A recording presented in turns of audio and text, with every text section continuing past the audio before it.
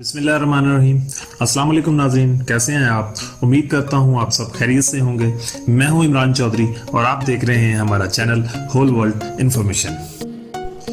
Ertugrul Ghazi नाज़रीन, ये एक ऐसा नाम है जो कि पूरी दुनिया में एक टीवी सीरीज ड्रामा चलने के बाद जाना जाता है।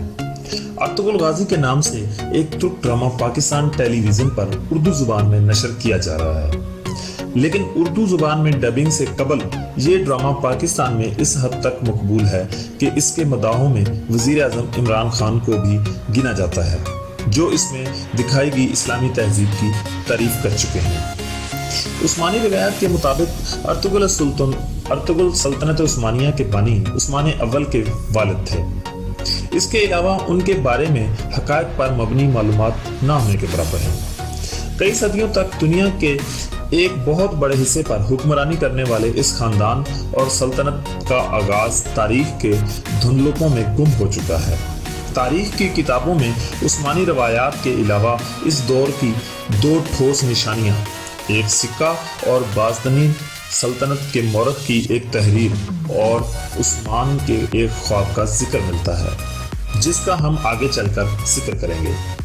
जो बात तय है वो ये है कि उस्मान का तल्लुक आज के तुर्की में अनातोलिया के इलाके में आबाद तुर्क खाना बदोश कबीले से था और उसकी हुकूमत अनातोलिया की छोटी छोटी हुकूमतों में से एक थी, जिनकी ताकत में ज़्यादा फर्क नहीं था। सवाल ये पैदा होता है कि आखिर उस्मान या फिर उनके वालिद ने ऐसा क्या किया कि सिर्फ उसी खानदान का राज कबीले से छोटी रियासत और फिर अनातोलिया की बड़ी सल्तनत बनने से 3 बरआज़मों में फैला और फिर खिलाफत में तब्दील हुआ। सल्तनत उस्मानिया की बुनियाद 14वीं सदी के अव्वल में रखी गई और ये 20वीं सदी में ख़त्म हुई। इस दौरान एक ही खानदान से ताल्लुक़ रखने वाले 37 सुल्तान इसके मसनद में बैठे। एक मौरख के मुताबिक किसी खानदान का मुसलसल इतनी देर हुकूमत करना मौजज़े से कम नहीं। मौरख कैरोलाइन फेंकल अपनी किताब उस्मान का ख्वाब सल्तनत उस्मानिया की कहानी में लिखती हैं कि उस्मानियों की कामयाबी की वजूहात कुछ भी हों, लेकिन इनकी अनातोलिया वो इलाका जो किसी हद तक आज के तुर्की की हदूद से मुताबिकत रखता है, में अपने हमसायों के साथ 2 सदियों पर फैली हुई लड़ाई इंतहाई सख्त थी।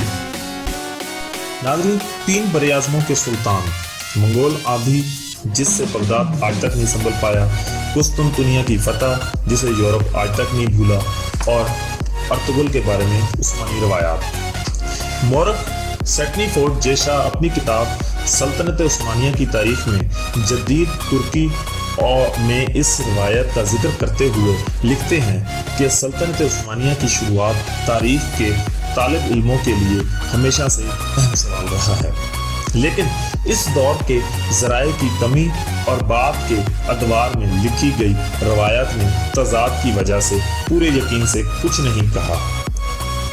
उन्होंने इस मशहूर रवायत को बयान करते हुए लिखा है कि उस्मानियों का जद्दे अमजद सुलेमान शाह थे और काई कबीले के सरदार थे और 12वीं सदी के आखिर में शुमाली ईरान के एक इलाके में आबाद रहे।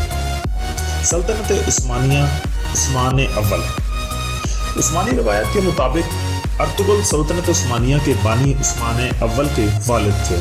रवायत के मुताबिक मंगोल हमलों के पेशे नज़र दीगर बहुत से तुर्क कबालों की तरह ये कबीला भी गुलामी और तबाही से बचने के लिए नए इलाकों की तरफ रवाना हुआ, और जेशा के मुताबिक ख्याल है कि सुलेमान शाह शाम में दाखिल होते हुए दरियाए फरात में डूब गए और उसके बाद उनके 2 बेटे वापस चले गए, जबकि अर्तुगरुल ने मगरब की तरफ अपना सफर जारी रखा और अनातोलिया के इलाके में दाखिल हो गए, जहां सल्जूक हुक्मरानों ने उनकी मदद के बदले उन्हें अनातोलिया के मगरबी इलाके में जमीन दे दी।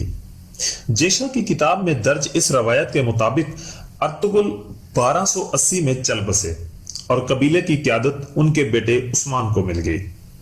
फेंकल लिखती हैं कि उस्मानी रवायत के मुताबिक अर्तुगरुल नामी एक कबायली सरदार शुमाल मगरबी अनातोलिया में आकर सल्जूक और बाज़दनतनी सल्तनतों के बीच के इलाके में आबाद हुआ اور اس روایت کے مطابق سلجوق سلطنت کے نے ارطغرل کو سواگت میں کچھ علاقہ عطا کیا تھا، لیکن ارطغرل کا عثمان سے کیا تعلق تھا؟ ناظرین یہ ہم آپ کو اگلی ویڈیو میں بتائیں گے۔